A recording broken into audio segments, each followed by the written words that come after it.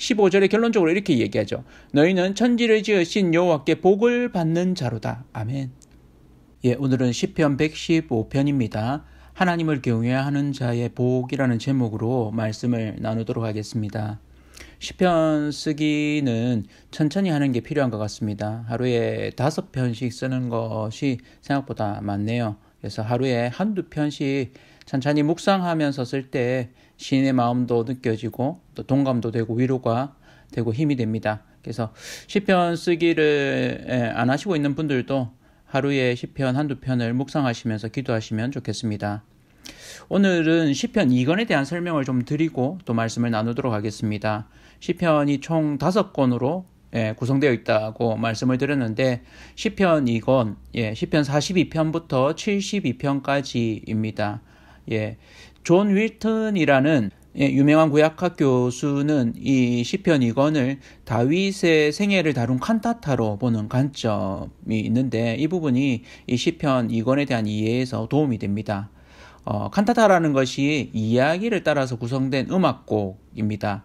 그래서 시편 72편, 2권의 마지막인 72편의 20절에 보면 이새의 아들 다윗의 기도로 끝나니라 라고 하면서 이 다윗의 이야기가 끝나는 것처럼 이야기가 마무리됩니다.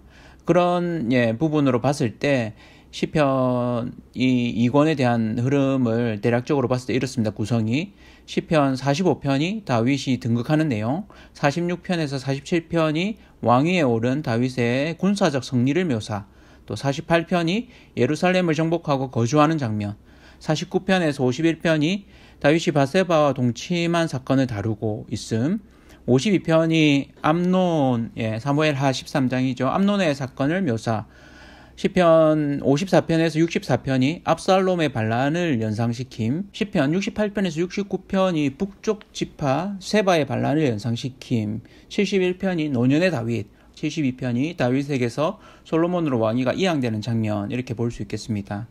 그러나 전체적으로 제가 이렇게 참고했던 김창대 교수의 한 권으로 꿰뚫는 시편에서는 이 시편 2권의 전체적인 내용 자체가 재물의 어려움으로 인한 탄식에 대해서 하나님의 응답으로 볼 수 있다. 이런 관점으로 탄식 시에 대한 하나님의 응답으로 이 부분을 좀 보시면 이런 구성이 되어집니다. 첫 번째 단락은 총 5개의 단락으로 이렇게 구성되는데 첫 번째 단락이 42편에서 50편입니다. 고난의 상황에 대한 묘사와 이에 대한 하나님의 응답으로 볼 수 있습니다. 그래서 42편에서 44편이 상한 마음을 토로하는 탄식에 대해서 45편에서 48편이 하나님의 통치를 신뢰하라는 하나님의 응답, 그리고 49편에서 50편이 재물의 부재를 원망하지 말라라는 하나님의 응답으로 첫 번째 단락입니다.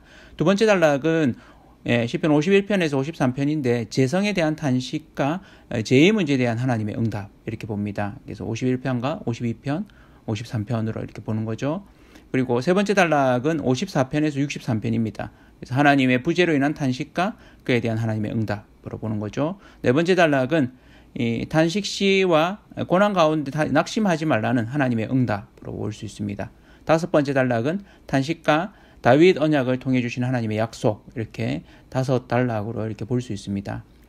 시편 이거는 훨씬 좀 실제적이고 풍성합니다. 그래서 많이 알려진 시편 42편, 목마른 사슴이 시냇물을 찾아 하는 가스펠송으로 담긴 이 시편이죠. 그리고 시편 51편 잘 아시는 바세바와 동침한 후에 죄를 고백하는 시편, 그리고 주의 인자하심이 생명보다 낫다 하는 가스펠송이 담긴 시편 63편 등이 있습니다. 시편 1권을 통해서도 우리 마음을 표현해보는 시간이 되면 좋겠습니다. 오늘 우리가 함께 나눌 시편은 할렐 시편 세 번째로 시편 115편입니다. 시편 113편이 출애굽 사건을 통해서 포로기 이후에 하나님의 구원을 찬양하였다면 시편 114편, 지난주 우리가 나누었던 출애굽 사건을 통해서 장애물을 넘어서게 하는 하나님의 역사를 찬양합니다. 오늘 우리가 보는 시편 115편은 그 하나님을 경외하는 자의 복에 대해서 노래합니다. 함께 오늘의 시편을 보도록 하겠습니다. 여러분, 경외라는 말은 잘 아시죠? 사전에서는 두려워하면서 공경하면서 두려워함이라는 뜻을 가지고 있습니다. 여러분이 이런 경외의 감정을 느끼실 때가 있으시죠? 두렵지만 부정적이지만은 않고 존경의 마음이 같이 담겨지는 그런 두려움이지요. 그래서 거룩한 두려움 혹은 경건한 공경심이라고도 표현할 수 있겠습니다.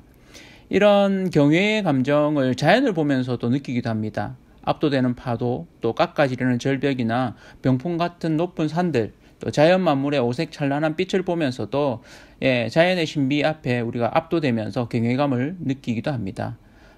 오로라라든지 그랜드 캐니언, 또 나이아가라 폭포나 우유니 소금 사막, 또 사하라 사막 같은 곳 더 다양하게 많겠죠. 그럴 때 느끼는 경외감이 있습니다. 가슴이 뻥 뚫리는 것 같은 그런 영광스러움을 경험하기도 합니다. 그뿐만이 아니죠. 우리는 때로 심리적으로도 경외감을 느끼기도 합니다. 하나님을 만날 때도 이런 감정, 영적인 감정을 느끼죠. 하나님을 향한 경외감을 경험합니다. 예배 중이나 찬양 중이나 기도 중이나 또 우리의 삶의 어떤 상황 가운데서 어떤 사람과 이야기하는 가운데 때로는 경외감을 그런 감정을 느끼기도 합니다. 하나님이 내 삶 가운데 일하셨구나 하는 그럴 때이죠. 성경에는 경외라는 말을 쓸만한 인물들이 몇 있는데요. 그중 세 분을 좀 보도록 하겠습니다. 먼저는 아브라함을 보려고 하는데요. 성경이 아브라함에 대해서 하나님을 경외하는 자라는 표현을 씁니다. 창세기 22장 12절에 보면 사자가 이르시되 그 아이에게 내 손을 대지 말라. 그에게 아무 일도 하지 말라.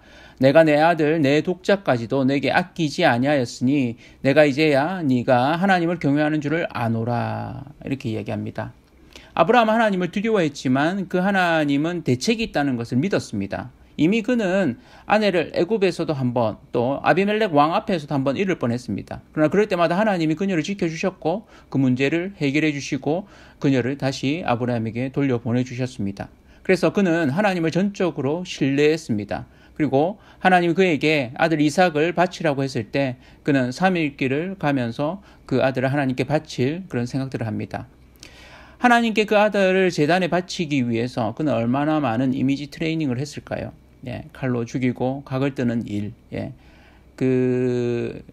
이삭을 향해서 제단에 묶어두고 칼로 그 아들을 죽이려고 할 때 하나님이 다급하게 말리시죠. 그리고는 하나님이 그가 하나님을 경외하는 줄 확신하십니다. 이 부분은 어렵게 얻은 이 사랑하는 아들 이삭보다 하나님을 더 사랑한다는 것을 하나님이 확인하는 테스트입니다. 그래서 아브라함에게는 이 아들이 우상이 될 수 있다는 것을 그것을 아시고 하나님이 테스트하신 것이죠. 그리고 그가 하나님만을 경외한다는 것을 하나님이 아시게 되신 겁니다. 그 테스트를 통과한 것이죠. 두 번째는 욥입니다. 욥기 1장 8절에 보면 여호와께서 사탄에게 이르시되 네가 내 종 욥을 주의하여 보았느냐. 그와 같이 온전하고 정직하여 하나님을 경외하며 악에서 떠난 자는 세상에 없느니라. 이렇게 말씀하시죠.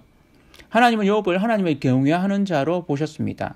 가족들이 잔치를 벌인 다음이면 매번 하나님께 번제를 드렸습니다. 혹시나 가족 중에 누군가가 실수했을까 봐 하나님 앞에 회개의 제사를 드렸던 거죠. 그런 욥에게 사탄이 시험하여서 자녀가 다 죽고 또 자신의 몸에는 종기가 나서 온몸을 질그릇그릇으로 긁어서 곳곳에 피가 흥건하게 날 정도였습니다. 아내마저 그를 향해서 하나님을 욕하고 죽으라고 하는 그런 쓴소리를 합니다. 그럼에도 불구하고 욥은 하나님을 욕하지도 저주하지도 않습니다. 끝까지 자신의 마음을 지키고 하나님을 사랑했습니다. 그래서 그는 더 큰 하나님을 경험하게 되죠. 욥은 그러한 경험을 통해서 하나님을 경외하는 자라는 그런 자로 하나님이 인정하십니다. 세 번째 마지막은 신약의 인물인데요. 고넬료라는 사람입니다. 로마 사람이죠. 이방인입니다. 사도행전 10장 2절에 보면 그가 경건하여 온 지방과 더불어 하나님을 경외하며 백성을 많이 구제하고 하나님께 항상 기도하더니 라고 표현되어 있습니다. 이 사람은 유대인도 아닙니다. 그런데도 불구하고 이 로마의 백부장, 그러니까 100명을 통솔하는 우리식으로 이해하자면 중대장쯤 되겠습니다. 그러니까 로마 군인으로서 이스라엘에 와 있는데 하나님 앞에 기도하고 또 가난한 이들을 구제하였습니다. 그래서 이 고넬료를 향해서 성경은 하나님을 경외하는 자라고 표현합니다. 결국 이 일들을 통해서 하나님은 베드로를 그에게 보내시고 예수를 증거하여서 예수를 믿게 하시고 그 온 집안이 예수를 믿고 침례를 받고 성령을 받아서 구원받게 하십니다. 고넬료는 하나님을 경외하는 자였습니다. 여러분은 어떻습니까? 하나님을 경외하는 자이십니까? 하나님을 정말 경외하는 저와 온 성도님들 되시기를 축복합니다. 무엇보다 하나님을 두려워하여서 사랑하는 저와 온 성도님들 되시길 바랍니다. 그렇다면 하나님을 경외하는 자는 어떤 복이 있을까요? 오늘 말씀을 통해서 우리가 하나님을 경외할 때, 또 하나님 경외하는 자로 살 때 하나님을 경외하는 자에게 어떤 복이 있는지 그 복을 저와 성도님들이 누리시기를 바랍니다. 한 3가지 정도로 나누겠습니다. 첫 번째로 하나님을 경외하는 자는 우상의 실체를 압니다. 우상이 무엇입니까? 우상은 만든 것이죠. 하나님이 아닌 것을 하나님으로 섬기는 것이 우상입니다. 시편이 쓰였을 당시 우상은 주로 나무나 돌 등으로 만든 조각상들이었습니다. 나무를 기본 뼈대로 만들고 그 위에 은이나 금을 입히는 것이 보통이었습니다. 오늘 본문 4절에 이렇게 말하죠. 그들의 우상들은 은과 금이요 사람이 손으로 만든 것이라 라고 얘기합니다. 그러니까 사람이 만든 것이라는 거죠. 우상에게 입이 있고 코가 있고 손이 있음에도 불구하고 그 손으로 만질 수 없고 그 코로 냄새로 맡을 수 없고 그 입으로 먹을 수도 없는 그것이 우상입니다. 우상은 힘이 없죠. 그것을 의지하는 자 역시 그 우상과 같이 아무것도 할 수 없다고 본문은 표현합니다. 8절이죠. 우상들을 만드는 자들과 그것을 의지하는 자들이 다 그와 같으리라. 우상의 실체를 아십니까? 우상의 실체는 바로 자신입니다. 우상을 만들고 그것이 하나님이라고 말하는 것, 그것은 하나님을 자기 뜻대로 조정하고 싶은 자기 자신입니다. 자신의 소원을 들어주는 것이 우상입니다. 그 우상을 자기 마음대로 하고 싶은 거죠. 엄밀히 말하자면 내가 하나님이 되는 것입니다. 신약 성경에는 우상 숭배를 탐욕죄라고 얘기합니다. 골로새서 3장 5절에 하반절에 보면 탐욕은 우상 숭배니라 라고 얘기합니다. 오늘 시편 115편 첫 구절에도 이렇게 시작합니다. 여호와여 영광을 우리에게 돌리지 마옵소서. 우리에게 돌리지 마옵소서. 하나님을 경외하는 자는 우상의 실체를 압니다. 그 우상의 실체는 나 자신이라는 걸 아는 거죠. 그래서 내가 우상이 될 수 있음을 아는 것입니다. 그래서 하나님께 돌릴 영광을 자신에게 돌리지 말라고 하나님께 간구합니다. 하나님을 경외하는 자는 이 실체를 알기 때문이죠. 영광을 우리에게 돌리지 마옵소서. 그렇게 간구하는 저와 온 성도님들 되시기를 바랍니다. 하나님을 경외하는 자는 하나님의 일하심을 경험합니다. 하나님이 얼마나 나를 사랑하셔서 내게 어떤 일을 행하셨는지를 아는 거죠. 내게 하나님의 그 사랑을 보이셨음을 아는 겁니다. 그런 자는 하나님께 돌릴 영광을 자신이 가로채지 않습니다.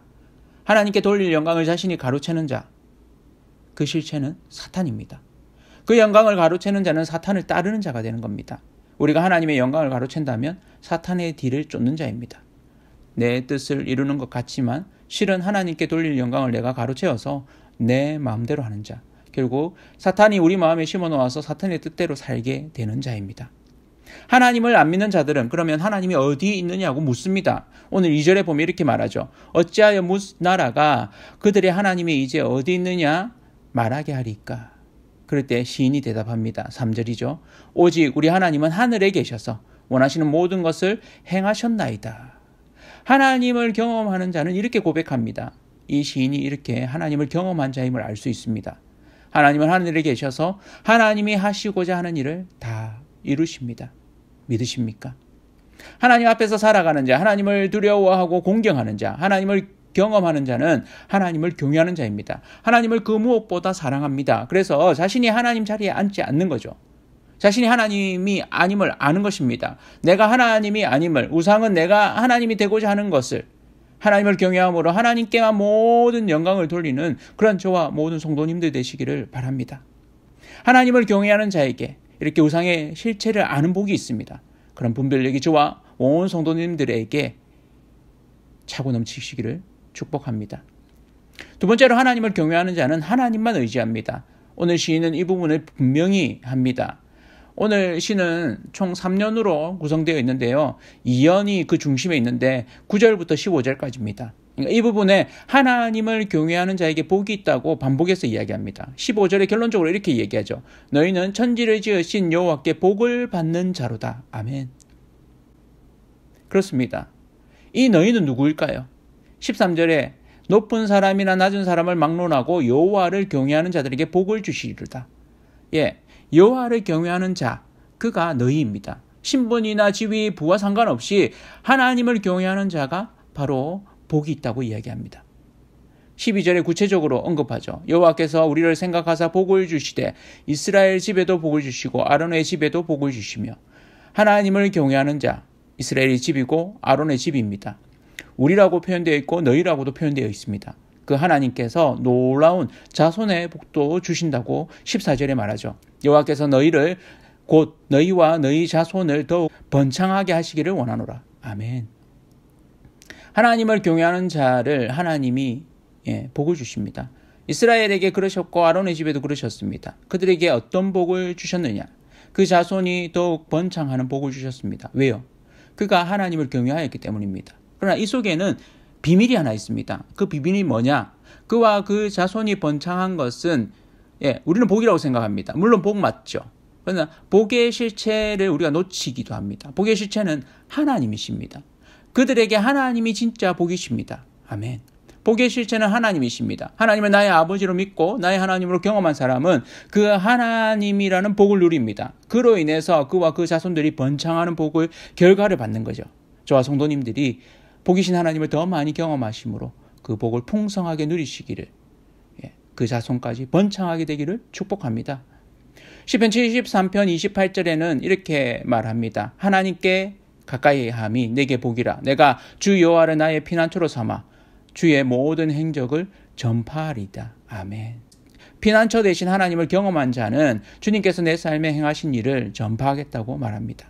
신약 성경에도 예수님의 동생인 야고보의 편지 야고보서 4장 8절에 이렇게 말합니다.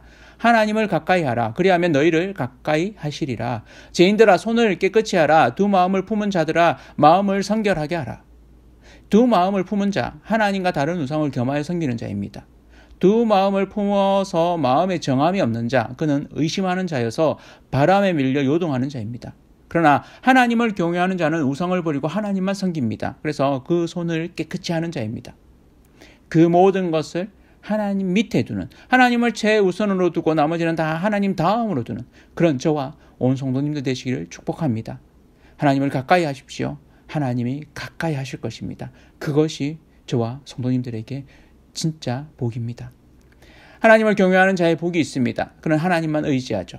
그래서 우리 삶에 어려움이 있을 때 우리가 의지할 분 하나님이십니다. 오늘 시편 115편에는 이 부분을 반복해서 이야기합니다. 9절, 10절, 11절에 이렇게 얘기하죠. 이스라엘아, 아론의 집아, 여호와를 경외하는 자들아, 하나님을 의지하라. 여기 있으신 기장세삼교회 성도님들이 하나님만 의지하시는, 그를 통해서 하나님이 도우시는, 하나님이 방패가 되시는 그 복을 누리시기를 축복합니다. 그렇다면 하나님께 의지하는 것 어떤 겁니까? 이렇게 질문하는 분이 있을 수도 있습니다. 쉬운 것 같으면서도 어렵습니다. 하나님께 의지하는 것, 그것은 하나님의 방법으로 살아가는 것입니다. 인간적인 깨나 편법보다 쉬운 방법, 나름의 해결책 등을 내려놓는 것이죠. 하나님은 그러한 해결책을 멀리하시고 하나님의 방법, 바른 방법으로 해결해 가기를 바라십니다. 그것이 하나님의 방법입니다. 하나님을 의지하십시오. 그 하나님께서 저와 성도님들을 도우시고 방패가 되십니다. 복이 되시고 복을 주십니다. 참 복이신 하나님을 가까이 함으로 풍성한 은혜를 마음껏 누리시는 저와 온 성도님들 되시기를 축복합니다. 세 번째로 하나님을 경외하는 자는 하나님을 찬양합니다. 오늘 말씀에 하나님을 찬양할 수 있는 것이 하나님을 경외하는 자의 복이라고 말합니다. 죽은 자들은 찬양을 할 수 없다고 이야기합니다. 17절에 이렇게 얘기하죠. 죽은 자들은 여호와를 찬양하지 못하나니 적막한 데로 내려가는 자들은 아무도 찬양하지 못하리로다. 우리가 이 땅에 살면서 이 땅에서 하나님을 마음껏 찬양할 수 있는 것, 그것이 하나님을 경외하는 자의 복이라는 것입니다. 18절에 결론적으로 이렇게 말합니다. 우리는 이제부터 영원까지 여호와를 송축하리로다. 아멘. 할렐루야. 한 번 더 읽어볼까요? 우리는 이제부터 영원까지 여호와를 송축하리로다. 할렐루야. 아멘. 우리는 찬양할 수 있습니다. 하나님을 경외하는 자는 하나님을 찬양합니다. 하나님을 찬양하는 복을 누리시기를 축복합니다. 하나님을 찬양할 수 있으실 때 마음껏 찬양하십시오. 그것이 복입니다. 하나님을 경외하는 자가 누리는 복, 마음껏 찬양할 수 있는 거죠. 하나님을 경외치 않는 자, 하나님을 찬양하는 복을 모릅니다. 못 누리죠. 해야 하기 때문에 하는 것. 그것은 진정한 복이 아니죠. 하나님을 경험한 자, 하나님이 나의 도움이 되시고 방패가 되셔서 내게 복이 되시고 내게 복을 내려주심을 경험한 자는 하나님을 찬양합니다. 그 기쁨을 누립니다. 그렇게 하나님을 찬양하는 복을 마음껏 누리시기를 축복합니다. 자유는 그 자유를 뺏겨보면 그 자유가 얼마나 큰지 알죠. 남자들은 군대에 갔을 때 내가 매일 누리던 자유가 정말 컸구나 하는 것을 경험합니다. 내 맘대로 먹고 싶을 때 먹고 자고 싶을 때 잘 수 있는 것, 만나고 싶은 사람을 마음껏 만날 수 있는 것이 정말 큰 자유라는 것을 여실히 깨닫게 되죠. 하나님을 찬양하는 것, 그게 무슨 복이야? 아닙니다. 하나님을 경외하는 자는 그 복이 얼마나 큰지, 얼마나 기쁨이 되는지 압니다. 그러한 복을, 그러한 자유를 누리시는 저와 성도님들 되시기를 축복합니다. 하나님을 경외하는 자는 우상의 실체를 알죠. 우상의 실체는 그저 인간이 만든 물건이며 그 물건을 통해서 자기의 탐욕을 이루고자 하는 인간의 욕심, 자기 자신입니다. 그리고 그것은 결국 사탄의 뜻을 따르는 사탄의 지배 아래 사는 것이 되어집니다.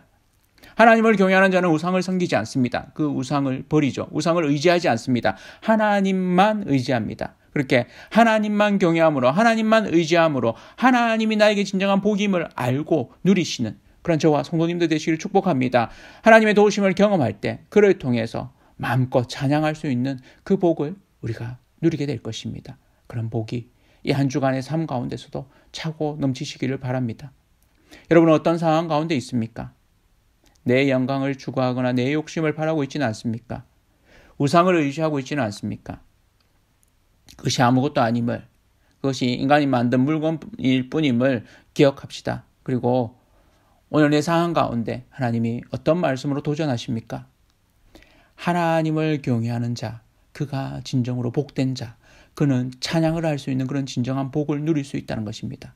이번 한 주를 살면서 여러분의 삶의 변화를 위해서 여러분이 할 일이 무엇입니까?